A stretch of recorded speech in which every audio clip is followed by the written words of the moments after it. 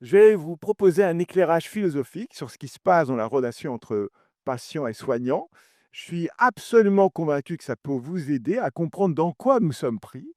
Et puis après, on a prévu aussi un temps d'échange pour que vous puissiez réagir, car mon propos étant un propos philosophique, il a comme caractéristique qu'il est absolument ouvert à la contestation, à l'objection, au questionnement. Voilà, comme c'est un propos philosophique, vous avez le droit de voir les choses autrement. Ce qui compte, c'est qu'on puisse échanger là-dessus. C'est pas une parole d'expertise, voilà, que je vous apporte. Donc allons-y, je vais vous proposer un certain nombre d'idées pour après nourrir nos échanges. J'ai intitulé mon intervention, comme c'est marqué dans le diaporama, Patient et soignant, ce qui nous éloigne, ce qui nous rassemble.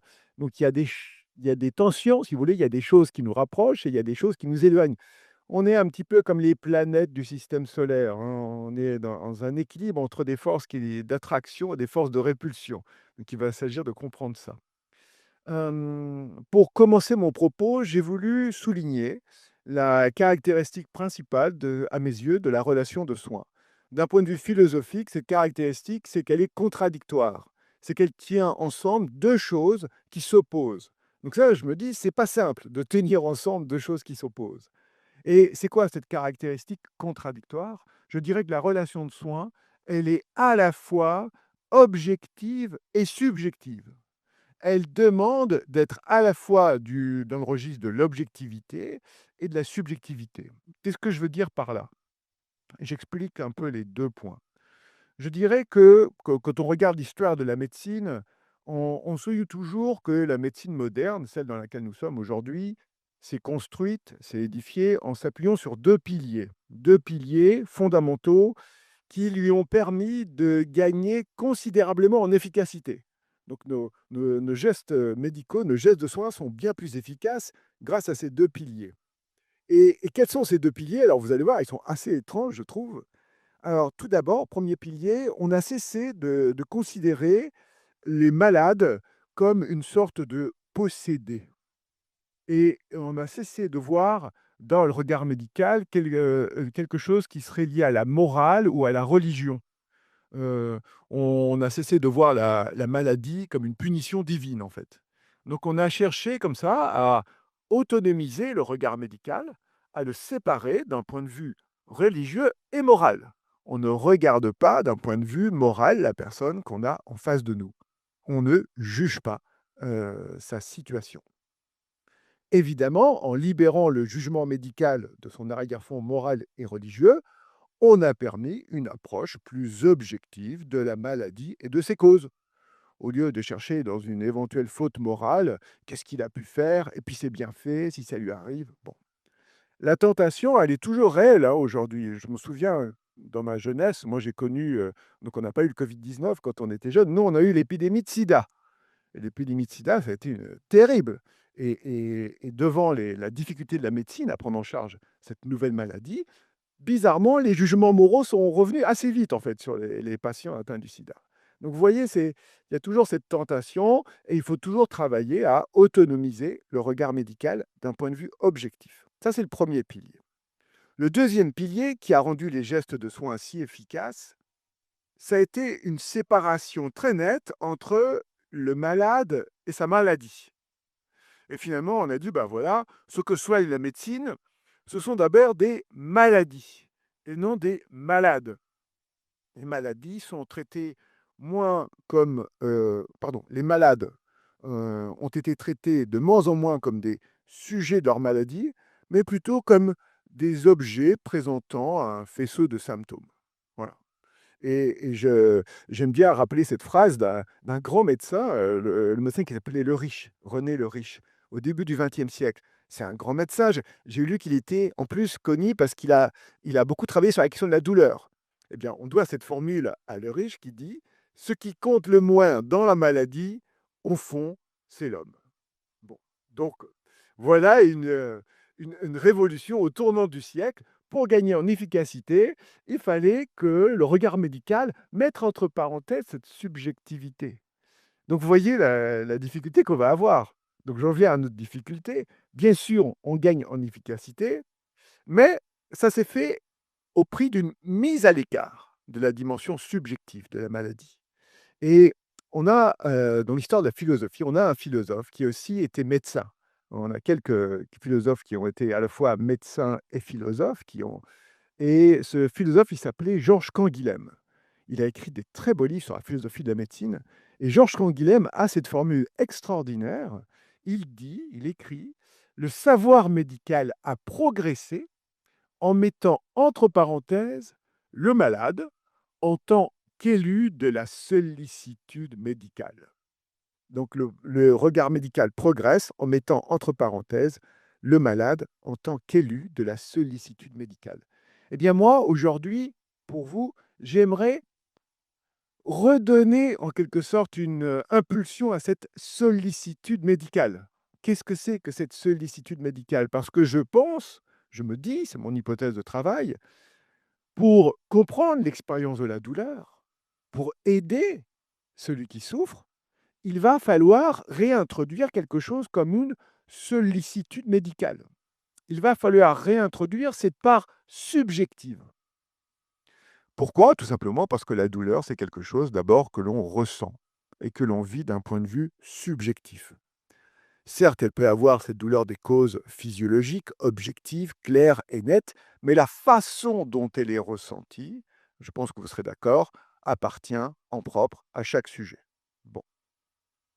Alors bien sûr, la réponse, médicale habituelle, comment dire? La plus courante, consiste en fait à associer à la fois une prise en charge de la douleur, par une approche globale en fait, hein, à associer des ressources du monde médical, donc des médicaments, de la pharmacologie, l'acupuncture, on en parlait tout à l'heure, l'hypnose, le yoga, la relaxation, et on ajoute à ça ce qu'on appelle les ressources de la relation d'aide, et on en a parlé dans les points communs, l'empathie, l'écoute active, voilà.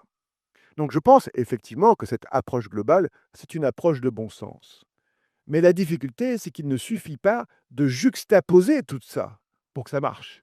Il faut articuler tout ça ensemble. Et c'est ça qui est difficile. Comment est-ce que j'articule ce qui relève de l'objectif et ce qui relève du subjectif? Comment faire pour tenir ensemble l'objectivité et la subjectivité dans une approche globale? Passe de simple juxtaposition. Alors j'ai trouvé une piste dans une phrase d'un grand psychologue, et donc je vais vous la proposer, parce qu'à mes yeux, c'est aussi un grand philosophe. Et cette phrase, elle m'a fait réfléchir, elle me fait beaucoup réfléchir, et j'aimerais savoir comment vous l'entendez. Vous me direz ça.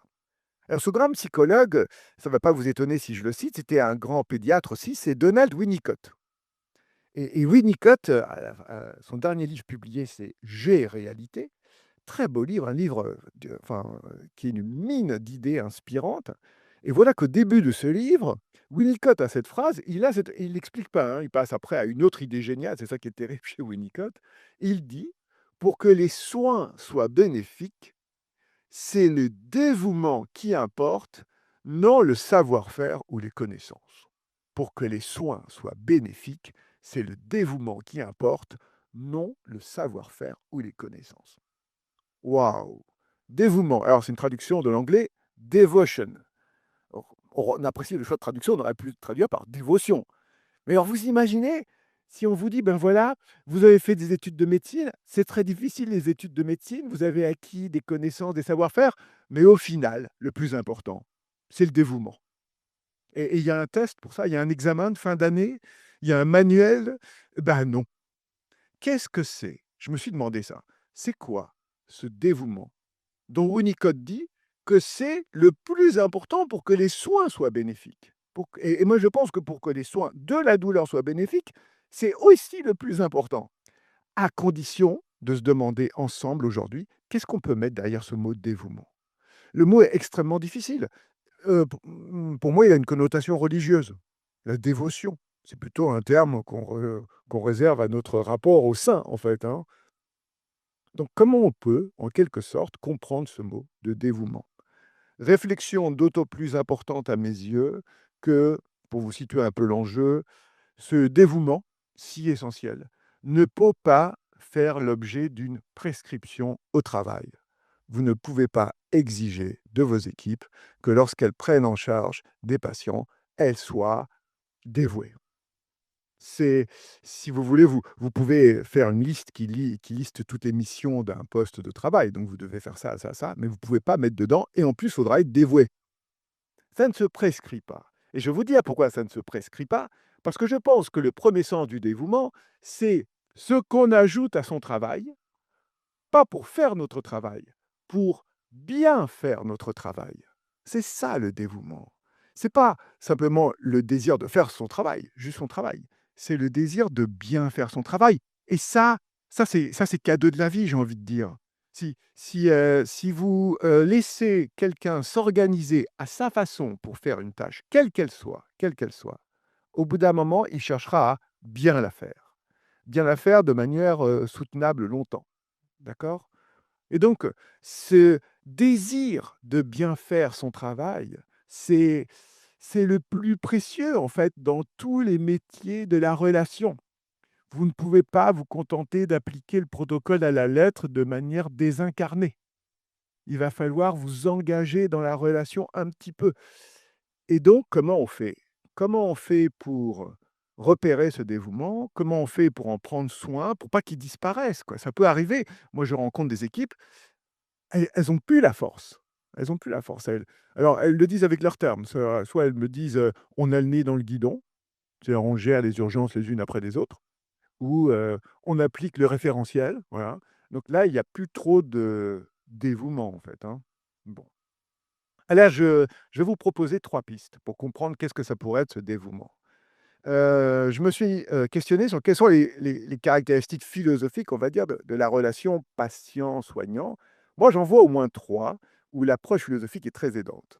Et alors évidemment, du coup, mon propos, ça ne va pas vous surprendre venant d'un prof de philo, ça aura 3 parties. Voilà. Ça va vous rappeler peut-être vos dissertations de terminale. En tout cas, dans la relation patient-soignant, je dirais qu'il y a d'abord une première dimension qui est liée au temps. Et la question du temps est compliquée, car nous ne percevons pas le temps de la même manière. Nous ne vivons pas dans le temps de la même manière. Bon, première dimension, je vous en reparle dans un instant. Deuxièmement, dans cette relation patient-soignant, il y a aussi une dimension liée aux valeurs. Ce qui se joue entre nous est déterminé, structuré, organisé, pas simplement par un ensemble de faits, de gestes, mais aussi par des valeurs. Et dès qu'on parle de valeurs, c'est compliqué. Il faut faire appel à un philosophe. Il faut être soi-même un peu philosophe dès qu'on touche aux valeurs. Vous verrez pourquoi. Et puis, troisièmement, cette relation de patient et de soignant, elle est liée à une forme d'incertitude. On n'est pas certain que ça va marcher.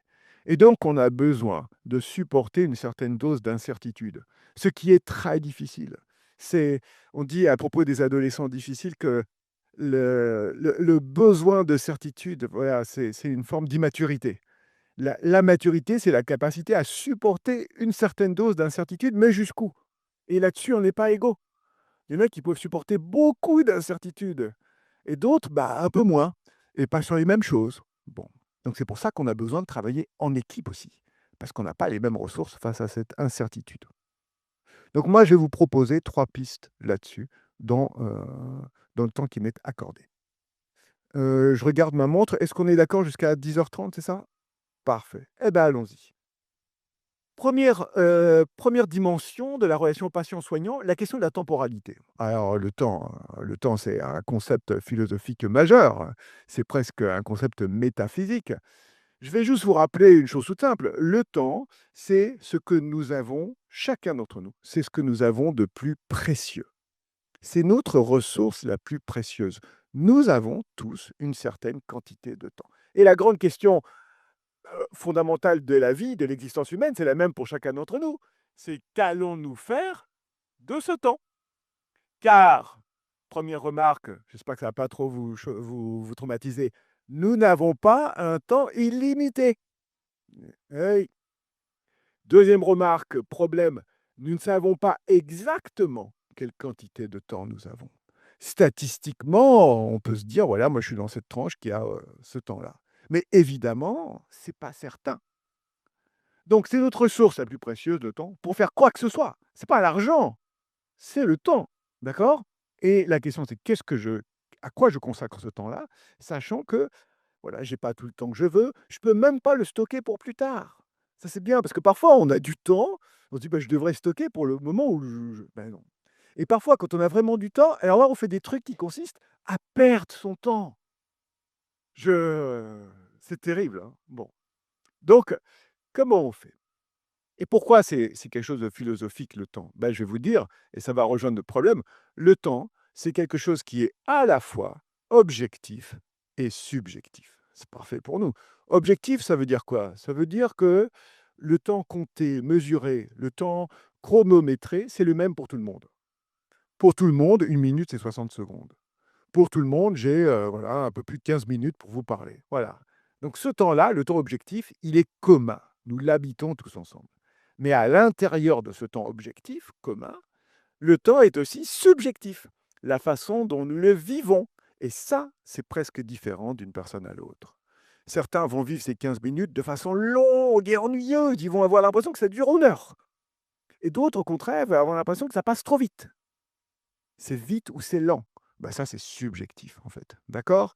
Et donc, comment ça se fait que le temps est à la fois objectif et subjectif et qu'est-ce qu'on peut faire? Alors évidemment, dans la relation de soins, la question du temps est centrale. Je me souviens, j'avais lu un article sur la question de la douleur d'un médecin qui s'appelle Michael Haussmann. Haussmann et lui insiste beaucoup sur le fait que dans la douleur dérègle notre perception du temps et de l'espace aussi. Donc nous avons, en tant que soignants, je dirais que nous avons à prendre en compte cette question du temps. Nous avons parfois besoin de prendre en charge la douleur, mais nous avons aussi besoin de prendre le temps d'expliquer, de questionner, de comprendre, de désamorcer les inquiétudes. Et parfois, il faut beaucoup de temps. Il faut pouvoir prendre son temps. Sauf qu'on n'a pas toujours tout le temps. Et même parfois, il y a même des urgences. Donc, première piste, faites donc, en tant que soignant, comme si vous aviez du temps. Évidemment, tout est dans le comme si. Vous n'avez pas tout le temps, mais vous allez faire comme si vous aviez du temps. Comment on fait pour faire comme si? C'est pas simple, c'est redoutable. Il faut garder un œil sur la temporalité, l'urgence, s'il faut changer un pansement, s'il faut faire une piqûre, s'il faut faire un vaccin. Voilà, il faut que les gestes se fassent dans une certaine temporalité, mais on ne peut pas les brusquer ou les faire rapidement. Donc comment on fait pour faire comme si? Il faut être une sorte d'illusionniste, quoi, de magicien du temps. Bon. Alors moi, je vous donne une piste, moi qui me plaît bien, pour comprendre ce dévouement dont parle Winnicott. Ça veut dire quoi, être dévoué? Ça veut dire, premier sens de ce mot, être disponible. La disponibilité. Dans notre rapport au temps, essayons autant qu'on peut d'être disponible pour le moment où nous sommes. C'est pas simple, être disponible, parce qu'évidemment, on a tous et toutes 1000 choses dans notre tête, des préoccupations personnelles, professionnelles qui viennent nous accaparer. Comment on fait? Comment on pourrait faire pour se rendre disponible? C'est possible de couper comme ça et d'accrocher sur le porte-manteau avec notre veste en arrivant, tous nos soucis de la tête? Non, c'est pas possible. C'est pas possible. J'ai trouvé une piste que j'aime bien, dans une œuvre d'un grand auteur qui s'appelait William Shakespeare. Un grand auteur de théâtre et on dit toujours que la façon dont on met en mots notre expérience, elle est cruciale. Donc Shakespeare, c'est notre maître à tous de ce point de vue-là. Alors vous connaissez probablement une pièce de Shakespeare qui s'appelle Hamlet. Et vous connaissez peut-être sûrement une phrase d'Hamlet que tout le monde connaît, qui est «être ou ne pas être». Eh ben, c'est pas celle-là. Ben alors, c'est très trop simple. Mais il y en a une autre dans Hamlet qui pour moi est plus belle que être ou ne pas être, c'est raide, hein, comme formule, hein. Non, non, donc je vous propose une autre citation d'Hamlet, aussi belle, aussi importante et beaucoup moins connue. À la fin de la pièce, on est à l'acte 5. Hamlet doit faire un duel qui n'est normalement qu'un spectacle. Mais il sait qu'on va essayer de le tuer et que son adversaire, en fait, va empoisonner son épée pour, en le piquant, le tuer. Il pense ça, mais il faut y aller quand même. Et donc son fidèle, compagnon lui dit: «Mais comment est-ce que tu vas faire?»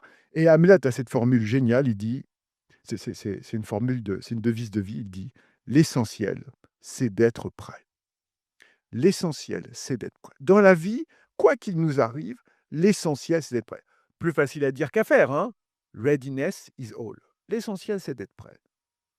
Donc on va essayer d'être prêt pour ce qui arrive. Voilà la disponibilité. C'est pas simple. Être prêt, ça veut dire ne pas être résigné.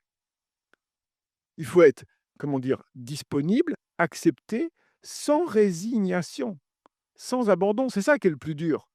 Quand je demande à quelqu'un d'accepter ce qui va arriver, je ne lui demande pas d'être résigné. Autant être désespéré. Ça ne va pas vraiment l'aider. Je lui dis: «Allez, résigne-toi. Il n'y a pas d'espoir». Non, non, non. Mais c'est pas non plus lui donner l'espoir. Comment on fait pour accepter sans être résigné? Ce dont nous avons besoin, c'est d'être prêt. Donc l'essentiel, c'est d'être prêt. Comme horizon, d'accord? Comme horizon, je ne dis pas que c'est facile. Bon. Voilà pour ma première piste, la question du temps. Comment je fais avec le temps que je ne maîtrise pas, qui est à la fois objectif et subjectif? Deuxième piste, la question des valeurs. Dans la relation au patient-soignant, il y a beaucoup de valeurs qui sont mises en jeu. Et évidemment, ces valeurs, elles sont compliquées à prendre en charge. Il y a une essayiste américaine qui s'appelle Helen Scarry, qui a écrit un très joli livre, très beau livre sur la douleur, qui, à ma connaissance, n'est pas traduit en français, qui s'appelle The Body in Pain, le corps en souffrance, The Body in Pain. Et la thèse de son livre, elle est très belle. Elle dit, dans l'expérience de la souffrance ou de la douleur, le sujet qui souffre n'est plus dans le même monde que les autres. Qu'est-ce que ça veut dire? Que tout à coup, à cause de la douleur, on est dans un autre monde. Ben, moi, je vais vous dire, on est dans un autre monde de valeurs. C'est que la douleur, elle va venir réorganiser, toucher tout cet ensemble qu'on appelle nos valeurs. Alors, c'est quoi nos valeurs? Nos valeurs, au départ, c'est des mots. C'est des mots que nous nous donnons et qui vont nous aider à faire deux choses dans la vie. Deux choses essentielles. Un, les valeurs, ça nous aide à faire des choix. C'est ce qu'on utilise pour faire des choix. À chaque instant, dans ma vie, je fais des choix. Ma vie est une succession de choix. C'est pour ça d'ailleurs que c'est ma vie. Le matin, je me réveille et je fais le choix de me lever. Vous n'auriez pu rester allongé ce matin, faire la grasse matinée. Et puis vous avez dit, ah non, il y a la conférence du prof de philo. Hop, et là, vous avez choisi. Puis après, vous arrivez, il y a du café, il y a des croissants et il y a des pains au chocolat. Alors, vous prenez un croissant ou un pain au chocolat? Vous allez faire un choix. Et pour faire ce choix, vous allez utiliser une valeur. Vous allez vous dire, première valeur, la santé. Bon, il vaudrait mieux que je prenne rien. Deuxième valeur, le plaisir. Je vais prendre les deux, pain au chocolat et croissant. Voilà. Donc, vous voyez, ces valeurs-là, elles sont cruciales. C'est la colonne vertébrale de notre humanité. Bon, elles nous aident à faire des choix. Et puis, derrière ces choix, ces valeurs, elles nous aident aussi à donner du sens à ce qui nous arrive.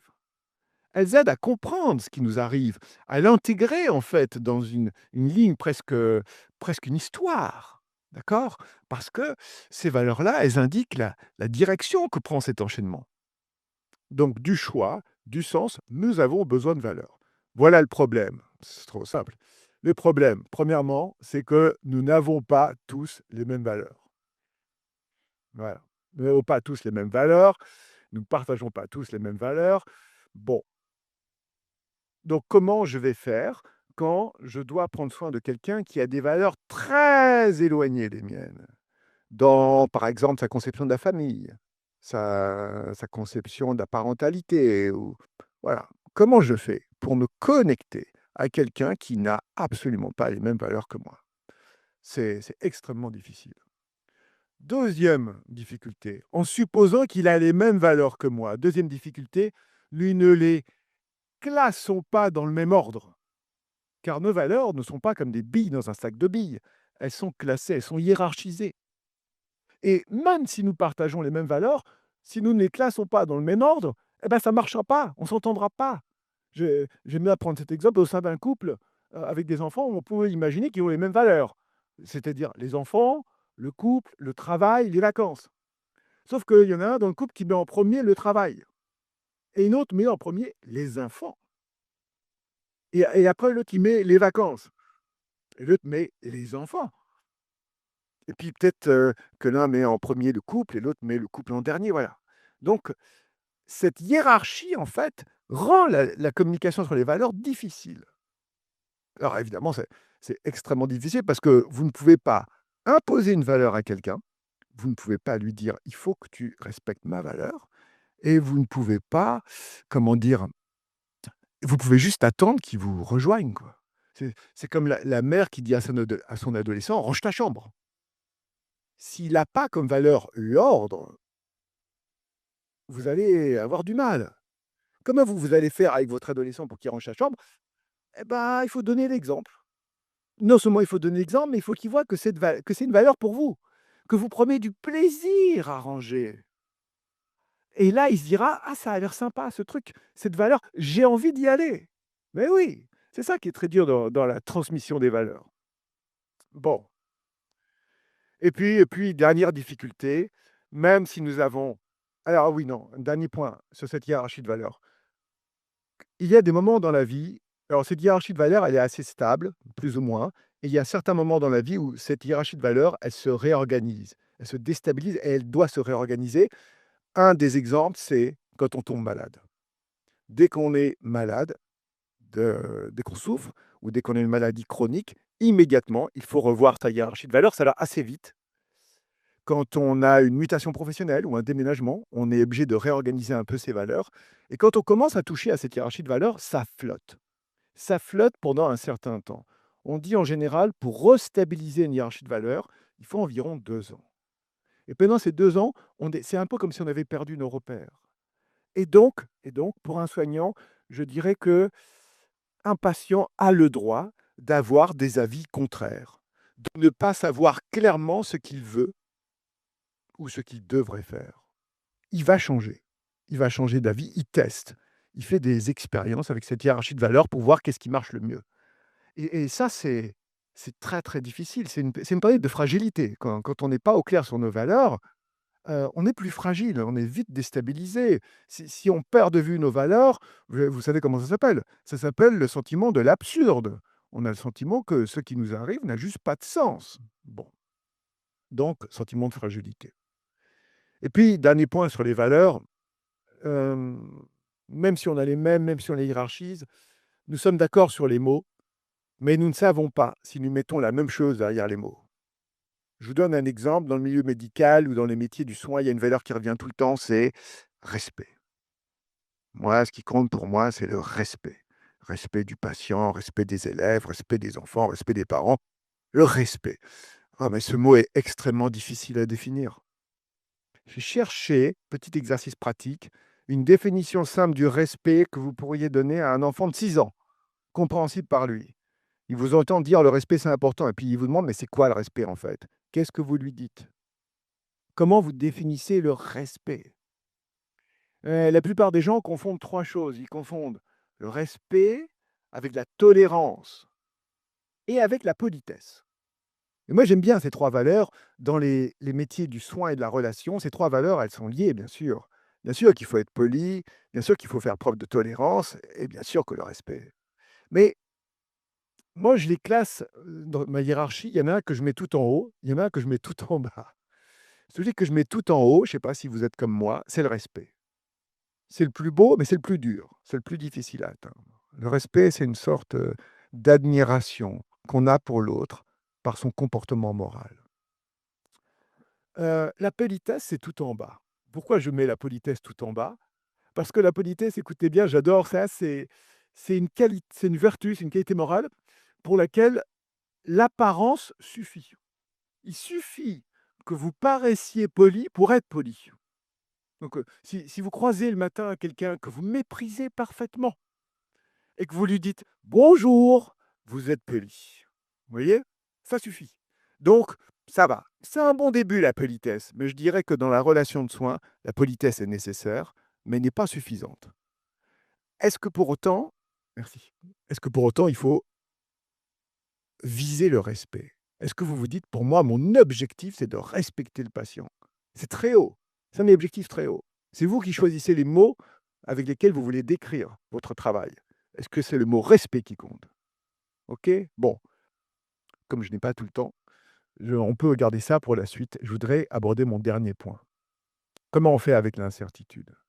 La relation de soins, c'est une relation où il y a de l'incertitude. Bah, je vais vous dire, ça tient en un mot, c'est une belle valeur aussi, mais c'est encore compliqué. Bah, on fait en instaurant une relation de confiance. Nous avons besoin, pour que la relation marche, qu'il y ait entre le patient et le soignant une certaine forme de confiance. Sauf que, le mot est très beau, mais c'est plus facile à dire qu'à faire. Tout est compliqué dans la confiance. La confiance, comment on fait pour accorder sa confiance à quelqu'un?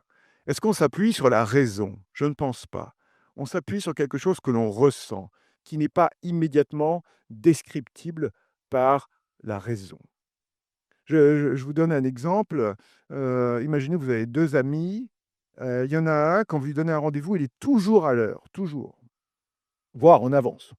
Et puis il y en a un autre, évidemment, quand vous lui donnez un rendez-vous, il est toujours en retard. Et vous savez, juste le retard, agaçant quoi, 5-10 minutes, mais jamais à l'heure. Et le lendemain matin, vous devez leur donner rendez-vous pour partir à 9 heures, où il y a, un rendez-vous très important à 9 heures. Auquel des 2 allez-vous faire confiance? Ben, moi, je vais vous dire, celui qui est toujours à l'heure, vous n'avez pas besoin de lui faire confiance, il sera à l'heure. Ou si vous lui faites confiance, vous risquez pas grand-chose. Il y a pas de grande prise de risque là. Il va être à l'heure. C'est la confiance calculée, raisonnée. Si vous pouvez aussi dire à l'autre: «Écoute, je sais que tu es tout le temps en retard. C'est presque un trait de caractère chez toi, mais demain, c'est un rendez-vous important. J'ai besoin que tu sois là à 9 heures. Je vais te faire confiance». Vous voyez? C'est presque irrationnel la confiance. Et là, qu'est-ce qui va se passer? Je prends un risque. La confiance, faire confiance à quelqu'un, c'est prendre un risque. J'ai des équipes qui m'ont dit, on a eu un retour étrange de nos patients. Ils nous ont dit un jour: «Arrêtez de nous dire: "Faites-nous confiance"». Ils ne supportaient plus que les soignants répètent tout le temps: «Mais non, mais faites-nous confiance». Et je me suis demandé: «Waouh, pourquoi? Pourquoi ce mot est devenu inédible?» Ben, je vais vous dire pourquoi. D'abord, c'est une exigence, c'est un impératif, un commandement. Bon, bah, ça se commande pas la confiance.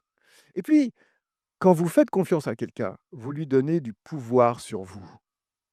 Vous lui donnez du pouvoir. Donc pour lui donner quelque chose, il faut avoir du pouvoir. Quand on est démuni de tout, quand on est dépendant de l'autre pour tout, quand on est dans un sentiment d'impuissance, qu'est-ce qu'on peut donner? D'accord? Faire confiance à quelqu'un, c'est, comment dire? C'est parce qu'on est soi-même rassuré sur ce qu'on peut faire. Donc c'est pas simple. C'est pas simple et ça vaut la peine d'avoir ça dans un coin de sa tête. Comment je prends soin de la confiance dans la relation? Il y a des pistes, on en parlera si vous voulez. Allez, un petit mot de conclusion. Je suis dans mes temps? Merci.